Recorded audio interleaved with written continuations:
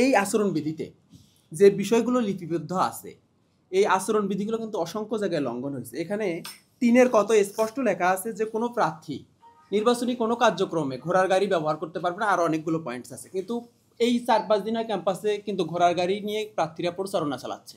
তাহলে নির্বাচন কমিশন তাদের বিরুদ্ধে কি ব্যবস্থা নিয়েছে?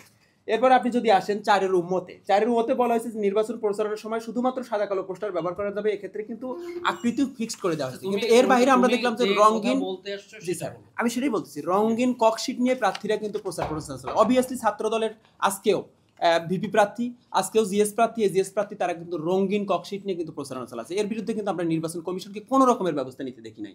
এরপর আপনি যদি ৪-এর চতে আসেন, ৪-এর চতে কিন্তু স্পষ্ট বলা হয়েছে যে নির্বাচনী প্রচারণায় কোনো ভবনের দেয়ালে নির্বাচন সংক্রান্ত লেখনী বা পোস্টার করা যাবে না। আজকে আমি অসংখ্য ক্যাম্পাসে দেখছি, অসংখ্য দেয়ালের রাস্তায় এরকম জিএস ফর ব্যালট এত, ভিপি ফর ব্যালট এত এগুলো লেখা আছে। এর বিরুদ্ধে নির্বাচন কমিশন কি ব্যবস্থা নিয়ে এলো?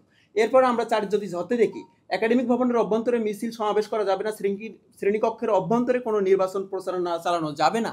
কিন্তু আমরা দেখলাম যে আরবিতে ছাত্রদলের জিএস প্রার্থী নাফিউল আলম জীবন আরবির ক্লাসরুমে ঢুকে কিন্তু উনি নির্বাচনী প্রচারণা চালালেন। এবং আজকেও স্যার এটি ব্যাপক সমালোচনার মুখে পড়ে আজকেও আমরা দেখলাম যে ছাত্রদলের মনোনীত সম্ভবত সহকারী নারী বিষয়ক সম্পাদক নুসরাতি সীতা অ্যাকাউন্টিং ডিপার্টমেন্টের ক্লাসে ঢুকে কিন্তু উনি নির্বাচন পরিচালনা করছে। এটি কিন্তু আচরণবিধির সুস্পষ্ট লঙ্ঘন বলে আমরা মনে করি। এরপর ৪-এর ততে বলা হয়েছে প্রার্থী পরিস্থিতি ছাড়া, এটা তো আমি এর আগে অ্যাড্রেস করেছি। তাইলে এতগুলো যে আচরণবিধি লঙ্ঘন হলো, ইভেন বহিরাগত দিয়ে আজকে বহিরাগত বিএনপি পন্থী বিভিন্ন কর্মীদেরকে নিয়ে এসে যখন ছাত্রদল নির্বাচন মানে প্রচারণা চালাচ্ছে, সেটির বিরুদ্ধে তো এটিকে আচরণবিধি লঙ্ঘন না। ইভেন সবচেয়ে বড় দুঃখজনক, আমি নির্বাচন কমিশনের মিটিংয়ে একটি স্পষ্ট করে বলেছিলাম স্যার, আপনাদের মনে থাকার কথা, যে এখানে নির্বাচনের প্রার্থীদের আচরণবিধি লেখা আছে, কিন্তু নির্বাচনের যে যারা অংশগ্রহণ করবে নির্বাচন commission, presiding officer, polling officer, তাদের নিয়ে কোনো আচরণবিধি নাই। আজকে আমরা কিন্তু সেটির হুবহু প্রতিফলন দেখতেছি যে আজকে একজন পোলিং এর যিনি দায়িত্বে আছেন আরবি বিভাগের অধ্যাপক নিসার আলী স্যার,